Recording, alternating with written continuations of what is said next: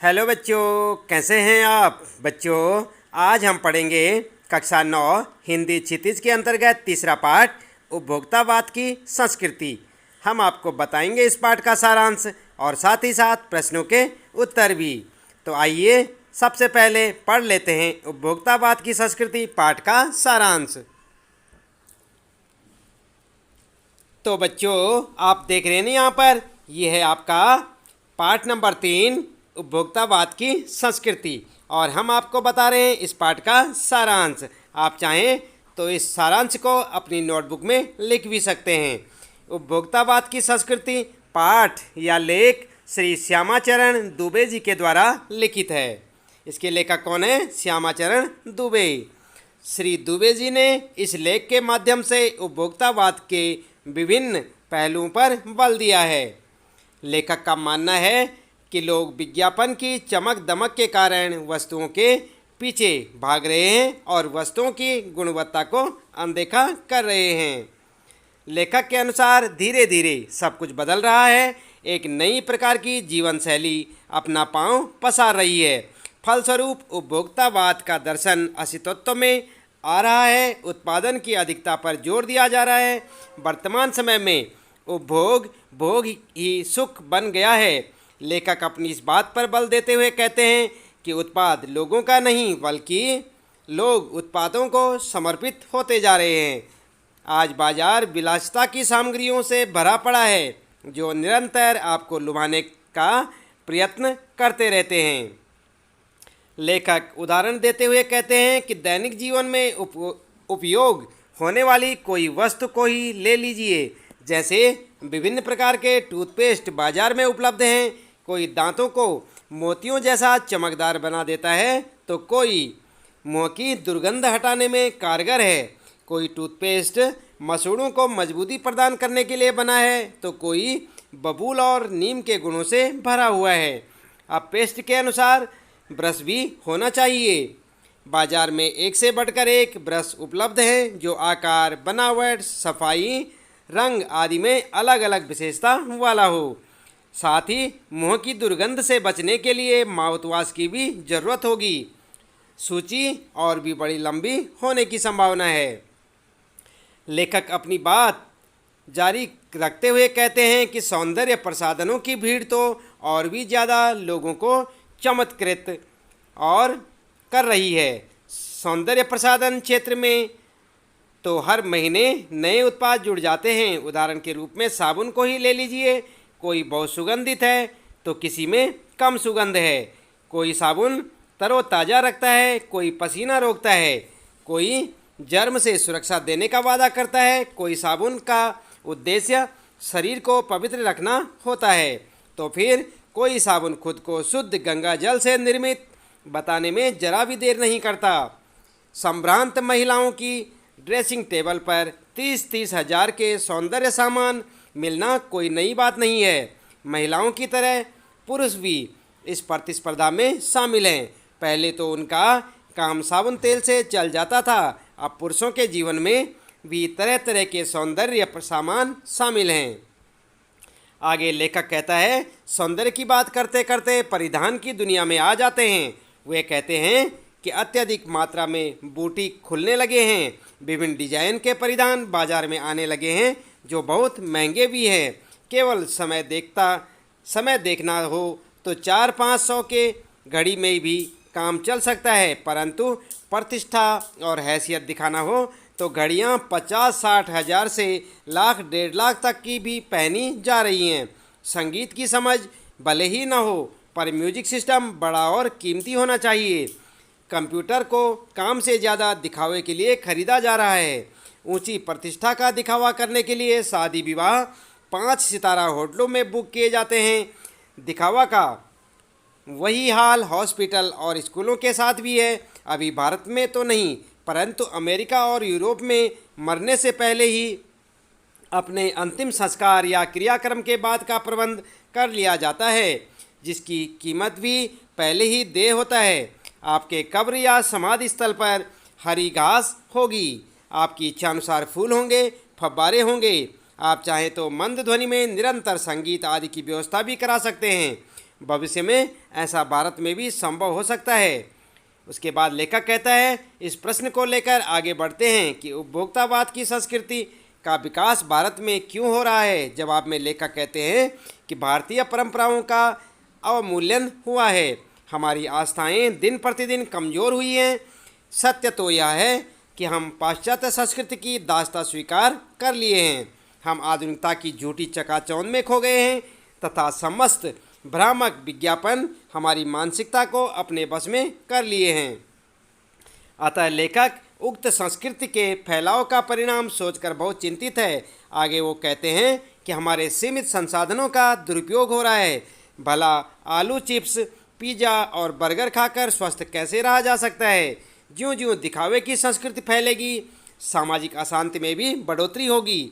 लेखक के अनुसार गांधी जी ने कभी कहा था कि हम स्वस्थ सांस्कृतिक प्रभावों के लिए अपने दरवाजे खिड़की खुले रखें, पर अपनी बुनियाद पर कायम रहें। निसंदेह उपभोक्तावाद की संस्कृति भविष्य में एक बहुत बड़ी चुनौती के रूप में सामने आ सकती है।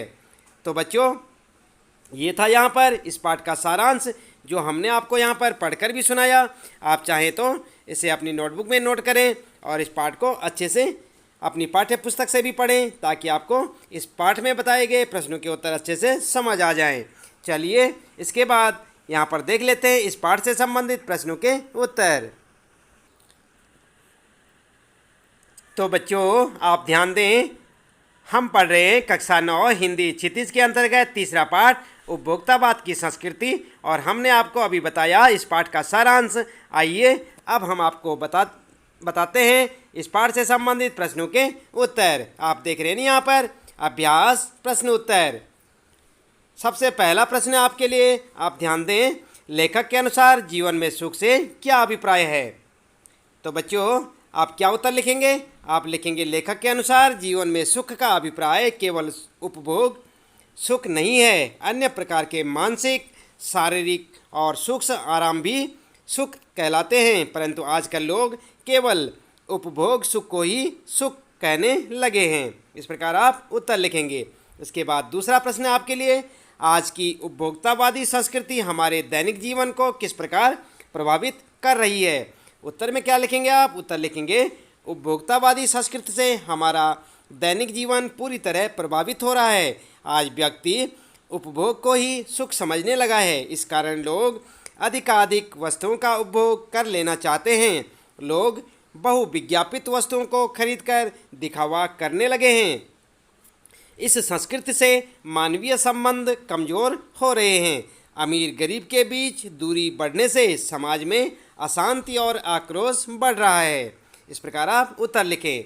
तीसरा प्रश्न है बच्चों आपके लिए, लेखक ने उपभोक्ता संस्कृति को हमारे समाज के लिए चुनौती क्यों कहा है। उत्तर में लिखेंगे आप गांधी जी। आप देख रहे हैं यहाँ पर उत्तर, गांधी जी सामाजिक मर्यादाओं और नैतिकता के पक्षधर थे। वे सादा जीवन उच्च विचार के कायल थे। वे चाहते थे कि समाज में आपसी प्रेम और संबंध बढ़े, लोग संयम और नैतिकता का आचरण करें। उपभोक्तावादी संस्कृति इस सब के विपरीत चलती है। वह भोग को बढ़ावा देती है और नैतिकता और मर्यादा को तिलांजलि देती है। गांधी जी चाहते थे कि हम भारतीय अपनी बुनियाद पर कायम रहें, अर्थात अपनी संस्कृति को ना त्यागें, परंतु आज उपभोक्तावादी संस्कृति के नाम पर हम अपनी सांस्कृतिक पहचान को भी मिटाते जा रहे हैं। इसलिए उन्होंने उपभोक्तावादी संस्कृति को हमारे समाज के लिए चुनौती कहा है। इसके बाद आइए देख लेते हैं चौथा प्रश्न और उसका उत्तर। तो यहाँ पर आप देखें ना बच्चों, ये है चौथा प्रश्न। आशय स्पष्ट कीजिए। पहला है यहाँ पर और दूसरा इस प्रकार से यहाँ पर प्रश्न है। पहला है कै वाला, आप ध्यान दें। कै प्रश्न है, जाने अनजाने आज के माहौल में आपका चरित्र भी बदल रहा है, आप उत्पाद को समर्पित होते जा रहे हैं। तो इस लाइन का आपने आशय लिखना है। दूसरा है, प्रतिष्ठा के अनेक रूप होते हैं, चाहे वे हास्यास्पद ही क्यों न हो। तो उत्तर कैसे लिखेंगे आप। इन दोनों का आप उत्तर लिखेंगे। सबसे पहले का आशय लिखेंगे आप। उपभोक्तावादी संस्कृति अधिकाधिक उपभोग को बढ़ावा देती है। लोग उपभोग को ही सुख मानकर भौतिक साधनों का उपयोग करने लगते हैं। इससे वे वस्तु की गुणवत्ता पर ध्यान दिए बिना उत्पाद के गुलाम बनकर रह जाते हैं, जिसका असर उनके चरित्र पर भी पड़ता है। इसके बाद ख का उत्तर आप क्या लिखेंगे? ख का आशय लिखेंगे आप, लोग समाज में प्रतिष्ठा दिखाने के लिए तरह तरह के तौर तरीके अपनाते हैं। उनमें कुछ अनुकरणीय होते हैं तो कुछ उपहास का कारण बन जाते हैं। पश्चिम देशों में लोग अपने अंतिम संस्कार, अंतिम विश्राम हेतु अधिक से अधिक मूल्य देकर सुंदर जगह सुनिश्चित करने लगे हैं। उनका ऐसा करना नितांत हास्यास्पद है, यानी कि हंसने योग्य है। इसके बाद बच्चों आप ध्यान दें, आगे आपके लिए प्रश्न है आपके पाठ में रचना और अभिव्यक्ति से संबंधित। 5वां प्रश्न है आपका, कोई वस्तु हमारे लिए उपयोगी हो या ना हो, लेकिन टीवी पर विज्ञापन देखकर हम उसे खरीदने के लिए अवश्य लालायित होते हैं, आखिर क्यों? उत्तर लिखेंगे आप, टीवी पर आने वाले विज्ञापन बहुत प्रभावशाली होते हैं। वे हमारी आँखों और कानों को विभिन्न दृश्यों और ध्वनियों के सहारे प्रभावित करते हैं। वे हमारे मन में वस्तुओं के प्रति भ्रामक आकर्षण जगा देते हैं। बच्चे तो उनके बिना रह नहीं पाते। जैसे आप देखते हैं ना, खाए जाओ, क्या करें, कंट्रोल ही नहीं होता। जैसे आकर्षण हमारी लार टपका देते हैं, इसलिए अनुपयोगी वस्तुएं भी हमें लालायित कर लेती हैं। इस प्रकार आप उत्तर लिखेंगे। इसके बाद बच्चों 6ठा प्रश्न आपके लिए, आपके अनुसार वस्तुओं को खरीदने का आधार वस्तु की गुणवत्ता होनी चाहिए या उसका विज्ञापन? तर्क देकर स्पष्ट करें। तो आप उत्तर क्या लिखेंगे? आप लिखेंगे, हमारे अनुसार वस्तुओं को खरीदने का आधार उसकी गुणवत्ता होनी चाहिए, न कि विज्ञापन। इस संबंध में कबीर की उक्ति पूर्णतया सटीक बैठती है कि मोल करो तलवार का, पड़ी रहन दो म्यान। विज्ञापन हमें वस्तुओं की विविधता, मूल्य, उपलब्धता आदि का ज्ञान तो कराते हैं, परंतु उनकी गुणवत्ता का ज्ञान हमें अपनी बुद्धि विवेक से ही करके ही आवश्यकता अनुसार वस्तुएं खरीदनी चाहिए। इसके बाद अगला प्रश्न है बच्चों 7वां प्रश्न है, पाठ के आधार पर आज के उपभोक्तावादी युग में पनप रही दिखावे की संस्कृति पर विचार कीजिए।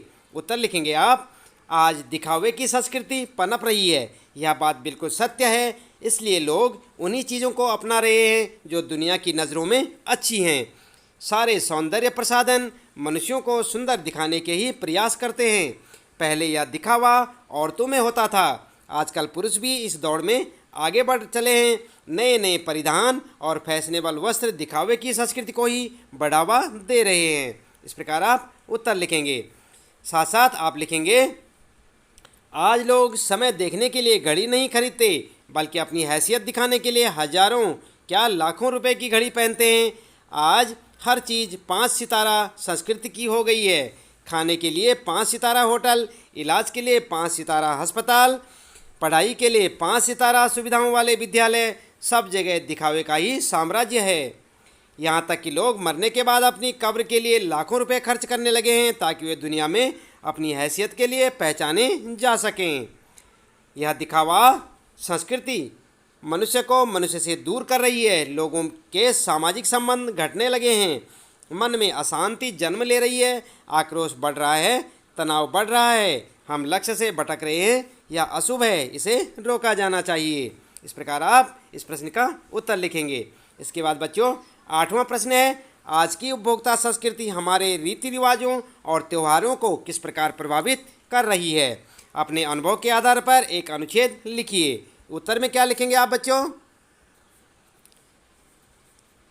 आप उत्तर लिखेंगे, आज की उपभोक्ता संस्कृति के प्रभाव से हमारे रीति रिवाज और त्यौहार अछूते नहीं रहे। हमारे रीति रिवाज और त्यौहार सामाजिक समरसता बढ़ाने वाले, वर्ग भेद मिटाने वाले, सभी को उल्लासित एवं आनंदित करने वाले हुआ करते थे, परंतु उपभोक्तावादी संस्कृति के प्रभाव से इनमें बदलाव आ गया है। इससे त्यौहार अपने मूल उद्देश्य से भटक गए हैं।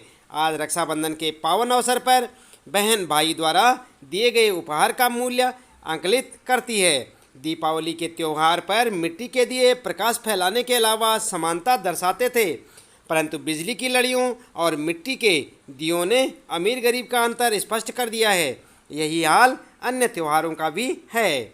इसके बाद बच्चों अगला प्रश्न यहाँ पर आपके लिए 9वां प्रश्न है, धीरे धीरे सब कुछ बदल रहा है। इस वाक्य में बदल रहा है क्रिया है, यह क्रिया कैसे हो रही है? धीरे धीरे। कैसे हो रही है बच्चों? धीरे धीरे।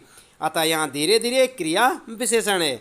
जो शब्द क्रिया की विशेषता बताते हैं उन्हें क्या कहते हैं? क्रिया विशेषण कहते हैं।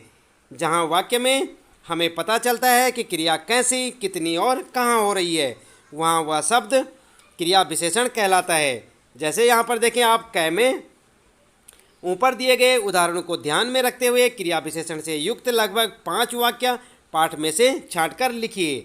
तो बच्चों हम आपको बता दें कि यदि आपने हमारे चैनल को सब्सक्राइब किया है तो बहुत अच्छी बात है। आप हमारे चैनल की प्लेलिस्ट में जाएं, हिंदी व्याकरण की प्लेलिस्ट आपको नज़र आएगी। उसमें आप क्रिया विशेषण और क्रिया के बारे में पूरी वीडियो देखें, उससे आपको मालूम हो जाएगा किस प्रकार क्रिया विशेषण की परिभाषा होती है और कैसे क्रिया विशेषण का प्रयोग किया जाता है। तो बच्चों यदि आपने चैनल को सब्सक्राइब किया है तो बहुत अच्छी बात है, यदि नहीं किया है तो आप चैनल को सब्सक्राइब करें और उसकी प्लेलिस्ट में हिंदी व्याकरण की प्लेलिस्ट देखें। वहाँ पर आपको क्रिया और क्रिया विशेषण के बारे में पूरी जानकारी मिल जाएगी। तो यहाँ पर चलते हैं। ख वाला है धीरे धीरे, जोर से, यानी लगातार, हमेशा, आजकल, कम ज़्यादा, यहाँ, इधर, उधर, बाहर, इन क्रिया विशेषण शब्दों को प्रयोग करते हुए वाक्य बनाइए। और गै में क्या लिखा है? नीचे दिए गए वाक्यों में से क्रिया विशेषण और क्रिया विशेषण शब्द छांटकर अलग लिखिए। तो यहाँ पर आप ध्यान दें बच्चों, ये है वाक्य और यहाँ पे क्रिया विशेषण, यहाँ पर विशेषण। तो यहाँ पर जैसे पहला वाक्य है, कल रात से निरंतर बारिश हो रही है। पेड़ पर लगे पके आम देखकर बच्चों के मुंह में पानी आ गया। और तीसरा है, रसोई घर से आती पुलाव की हल्की खुशबू ने मुझे जोरों की भूख लगाई। उतना ही खाओ जितनी भूख है, विलासिता की वस्तुओं से आजकल बाजार भरा पड़ा है। और यहाँ पर आपने क्रिया विशेषण और यहाँ पर विशेषण लिखना है। तो उत्तर में क्या लिखेंगे बच्चों आप? आइए उत्तर देख लेते हैं। यहाँ पर क्या होगा? धीरे धीरे सब कुछ बदल रहा है। तो यहाँ पर क्रिया विशेषण क्या है? धीरे धीरे। ये रीतिवाचक क्रिया विशेषण कहते हैं इसे, सब कुछ परिमाणवाचक क्रिया विशेषण। और इसी प्रकार से दूसरा है, आपको लुभाने की जी तोड़ कोशिश में निरंतर लगी रहती है। तो यहाँ पर निरंतर जो है रीतिवाचक क्रिया विशेषण है। और सामंती संस्कृति के तत्व भारत में भी पहले भी रहे हैं। तो यहाँ पर जो है पहले जो शब्द है यहाँ पर ये क्या है? कालवाचक क्रिया विशेषण। और अमेरिका में आज जो हो रहा है वह कल भारत में भी हो सकता है या आ सकता है। तो यहाँ पर जो आज जो है ये क्या है? आज और कल दो हैं यहाँ पर कालवाचक क्रिया विशेषण आपने कह सकते हैं। इसके बाद पांचवा है, हमारे सामाजिक सरोकारों में कमी आ रही है। तो ये क्या है? यहाँ पर परिमाणवाचक विशेषण। तो बच्चों ख वाला देखते हैं यहाँ पर। जैसे यहाँ पर देख रहे हैं ना आप, ख का उत्तर है ये धीरे धीरे। भ्रष्टाचार की बीमारी धीरे धीरे पूरे भारत में फैल चुकी है। और जोर से के लिए वाक्य कैसे बनेगा? अचानक यहाँ जोर से विस्फोट हुआ। लगातार कल से बारिश हो रही है। इसी प्रकार हमेशा का प्रयोग कैसे होगा? चोरी और बेईमानी हमेशा नहीं चलती। आजकल विज्ञापनों का प्रचलन और भी जोर पकड़ता जा रहा है। इसी प्रकार कम के लिए यहाँ पर आप लिख सकते हैं कम पे, भारत में अनपढ़ों की संख्या कम होती जा रही है। ज़्यादा, उत्तर प्रदेश में अपराधों की संख्या पंजाब से ज़्यादा है। इसी प्रकार आगे लिखेंगे आप यहाँ। तो यहाँ पर कल तुम यहाँ आकर बैठना, उधर के लिए मैंने जानबूझकर उधर नहीं देखा, और बाहर के लिए तुम चुपचाप बाहर चले जाओ। तो इस प्रकार से आप ख प्रश्न का उत्तर लिख सकते हैं, आप ध्यान रखें। इसके बाद बच्चों आगे यहाँ पर देखते हैं गै प्रश्न का उत्तर। निरंतर, यहाँ पर जो है निरंतर क्या है? रीतिवाचक क्रिया विशेषण। पके क्या है? विशेषण। हल्की विशेषण। कल रात या कल रात काल वाचक विशेषण क्रिया विशेषण। जोरों की रीतिवाचक क्रिया विशेषण। इसी प्रकार उतना, जितनी परिमाणवाचक क्रिया विशेषण। मुँह में स्थानवाचक क्रिया विशेषण। आजकल कालवाचक क्रिया विशेषण। बाजार स्थानवाचक क्रिया विशेषण। इसके बाद बच्चों हम आपको बता दें कि क्रिया विशेषण से संबंधित पाठ पढ़ने के लिए आप वीडियो की प्लेलिस्ट भी देख सकते हैं, और चाहे तो आप इस वीडियो की डिस्क्रिप्शन बॉक्स में जाएं, वहां पर आपको डायरेक्ट लिंक मिलेगा। आप जो है क्रिया विशेषण के बारे में वहां से पढ़ सकते हैं। इसलिए आप वीडियो के नीचे जो आइकन मिलेगा आपको डिस्क्रिप्शन बॉक्स का, उसमें आप ज़रूर जाएँ और वहाँ पर जाकर क्रिया विशेषण वाला लिंक ओपन करें और उसमें पूरी जानकारी आप ले सकते हैं। इसके बाद अगला प्रश्न है आपके लिए पाठ्येतर सक्रिया। 10वां प्रश्न है, दूरदर्शन पर दिखाए जाने वाले विज्ञापनों का बच्चों पर बढ़ता प्रभाव विषय पर अध्यापक और विद्यार्थी के बीच हुए वार्तालाप को संवाद शैली में लिखिए। तो यहाँ पर किस प्रकार लिख सकते हैं आप, आइए उत्तर देखते हैं। इस पाठ के माध्यम से आपने उपभोक्तावाद संस्कृति के बारे में विस्तार से जानकारी प्राप्त की। अब आप अपने अध्यापक की सहायता से सामंती संस्कृति के बारे में जानकारी प्राप्त करें और नीचे दिए गए विषय के पक्ष और विपक्ष में कक्षा में अपने विचार व्यक्त करें। क्या उपभोक्तावादी संस्कृति सामंती संस्कृति का ही विकसित रूप है? आप प्रतिदिन टीवी पर ढेरों सारे विज्ञापन देखते सुनते हैं, इनमें से कुछ आपकी जुबान पर चढ़ गए हैं। आप अपनी पसंद की किन्हीं दो वस्तुओं पर विज्ञापन तैयार कीजिए। तो इसका मतलब यहाँ पर क्या है बच्चों, यहाँ पर आपको इस प्रश्न का उत्तर स्वयं से लिखना है। यानी कि आप ध्यान दें, यहाँ पर हमने बताया कि आपको क्या क्या करना है, ये उत्तर नहीं है, इसका उत्तर आप स्वयं लिखेंगे, क्योंकि आप टीवी रोज देखते हैं और वहाँ पर जो है कई चीज़ों के विज्ञापन आते रहते हैं, तो आप उसके बारे में उत्तर में लिख सकते हैं। तो बच्चों, इसके बाद हम आपको बता दें कुछ आपके लिए याद करने वाली चीज़ें जिनका आप ध्यान रखेंगे, विशेष ध्यान रखेंगे और उसे जो है याद भी करेंगे। जैसे यह भी जाने आपके लिए है, आप अपनी किताब के जो है अंतिम पेज पर देख सकते हैं। इस पाठ के अंतिम पेज पर आपको मिलेगा सांस्कृतिक अस्मिता। तो आप समझ सकते हैं इसे किसे कहते हैं, सांस्कृतिक अस्मिता। आइए हम आपको बता देते हैं, आप इसे याद करेंगे। अस्मिता से तात्पर्य है पहचान। आप ध्यान दें, अस्मिता से तात्पर्य क्या होता है, पहचान। हम भारतीयों की अपनी एक सांस्कृतिक पहचान है। यह सांस्कृतिक पहचान भारत की विभिन्न संस्कृतियों के मेल जोल से बनी है।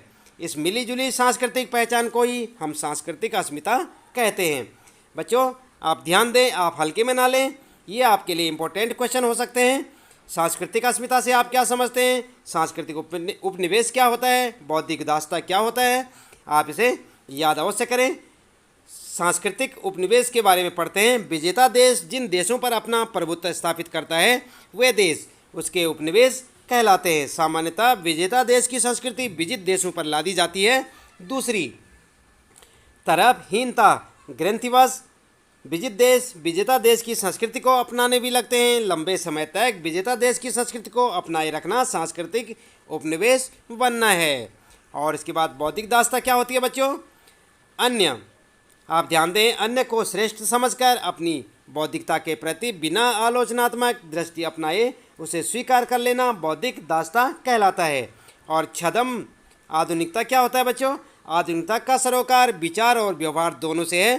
तर्कशील वैज्ञानिक और आलोचनात्मक दृष्टि के साथ नवीनता का स्वीकार आधुनिकता है। जब हम आधुनिकता को वैचारिक आग्रह के साथ स्वीकार न कर उसे फैशन के रूप में अपना लेते हैं तो वह छद्म आधुनिकता कहलाती है। तो ध्यान रहे, आप इन पॉइंट्स को जो हमने आपको बताए इन्हें समझें और इन्हें अच्छी तरह से याद भी करें। तो बच्चों, ये था आपका पाठ कक्षा 9 हिंदी क्षितिज के अंतर्गत तीसरा पाठ उपभोक्तावाद की संस्कृति। हमने आपको बताया इस पाठ का सारांश और साथ ही साथ इस पाठ से संबंधित प्रश्नों के उत्तर। उम्मीद है कि आपको यह इस पाठ का सारांश और प्रश्न उत्तर अच्छे से समझ आए होंगे। इसी प्रकार लगातार जुड़े रहिए हमारे साथ और देखते रहें कक्षा 9 हिंदी क्षितिज के अंतर्गत सभी पाठों को। उस पाठ से संबंधित प्रश्नों के उत्तर और सारांश जानने के लिए आप चैनल को सब्सक्राइब कर दें, वीडियो को लाइक शेयर करना ना भूलें। आज के लिए इतना काफ़ी है। आपका दिन शुभ हो।